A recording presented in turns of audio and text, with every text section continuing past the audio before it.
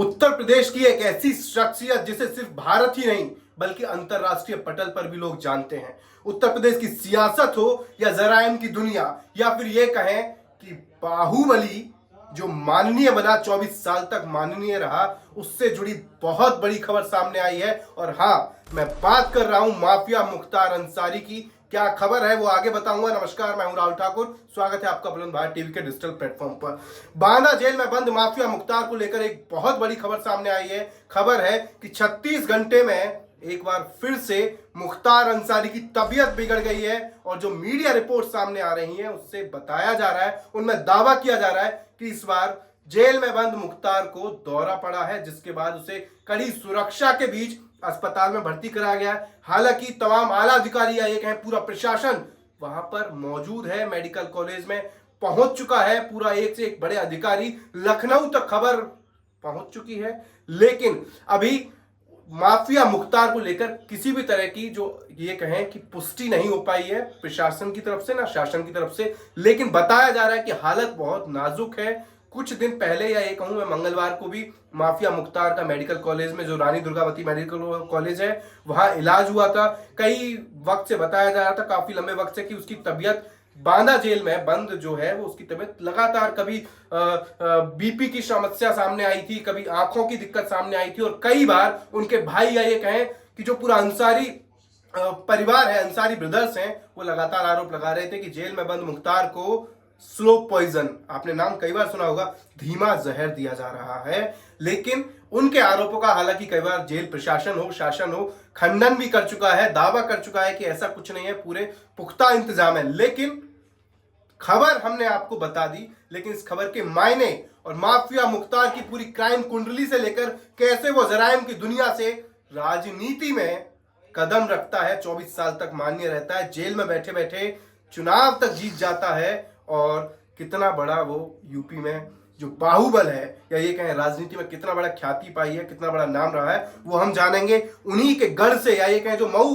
गाजीपुर की जो बेल्ट है उत्तर प्रदेश में, पूर्वांचल में, वहां से ताल्लुक रखने वाले हमारे साथ वरिष्ठ सहयोगी अभय राय सर जुड़ चुके हैं। सर, माफिया आपने महसूस किया होगा, आप उसी इलाके से आते हैं, मुख्तार के बारे में आप हर चीज करीबी से जानते हैं। हालांकि अभी तबीयत खराब है, लेकिन उसका जो एक तरह का भौकाल, उसका जो रसूख रहा है, चाहे वो राजनीति हो, चाहे जराइम की दुनिया हो, चाहे जो भी एक वक्त में उत्तर प्रदेश में जो नाम था, कैसे वो घुटनों पर आ गया, ये थोड़ा आपसे समझना चाहेंगे।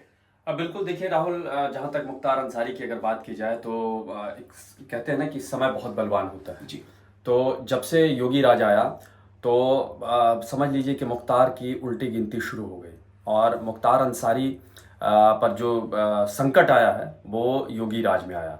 नहीं तो उसके पहले का मैं आपको बताता हूँ कि यही मुख्तार थे जिसके नाम से लोग थर थर कांपते थे। चाहे वो व्यापारी वर्ग हो, चाहे नेता हो, किसी की भी हिम्मत नहीं होती थी कि मुख्तार के सामने ऊंची आवाज़ में बात करे या आंखों से आंखें मिलाकर बात करे।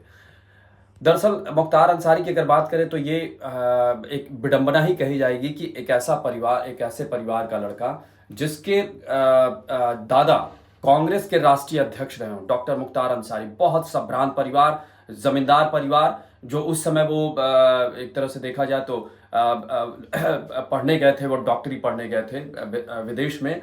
तो आप अंदाजा लगा सकते हैं कि स्वतंत्रता से पहले जो परिवार, जिस परिवार का बच्चा विदेशों में पढ़ता है, उसके पास उसका रसूख, उसके पास कितनी संपत्ति रही होगी। लेकिन जैसे कहते हैं ना कि जैसे समय बीता, राजनीति में परिवार तो था ही, लेकिन कांग्रेस से हटने के बाद उनके पिता जो है, उनका जो झुकाव जो है कम्युनिस्ट की तरफ हुआ, और वो कम्युनिस्ट पार्टी के एक तरह से स्थानीय लीडर रहे।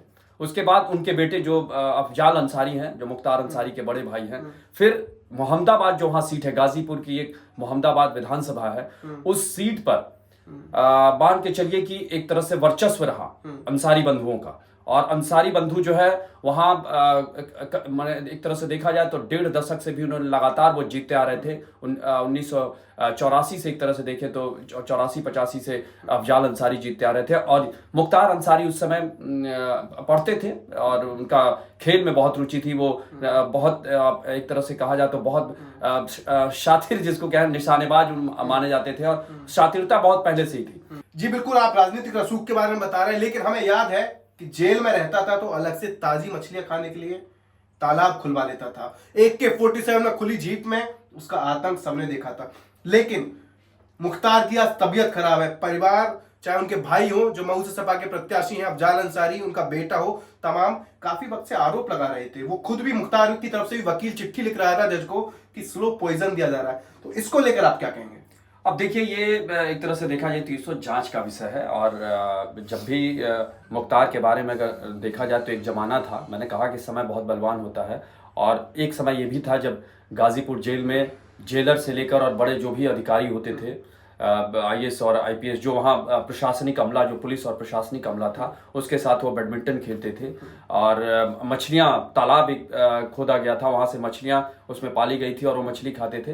तो मान के चलिए कि मुख्तार अंसारी का जो रसूख रहा है वो बहुत पारिवारिक एक तरह से उसका फायदा उन्होंने उठाया।